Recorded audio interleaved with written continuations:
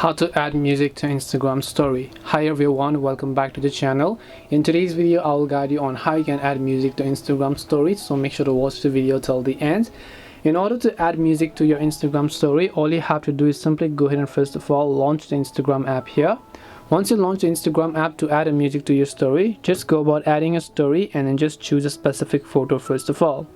Once you choose a photo, anything that you want to add to your story, now what if you want to add a music to this story?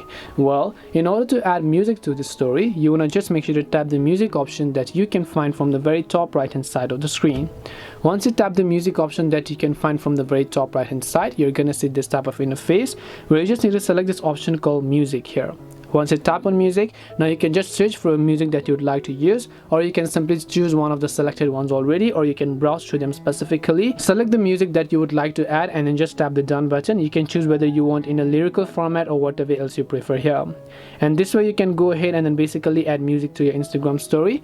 Hope this video was very helpful to you guys, and if it did help you, make sure to leave a like and subscribe to the channel. If you have any questions, then feel free to leave them down.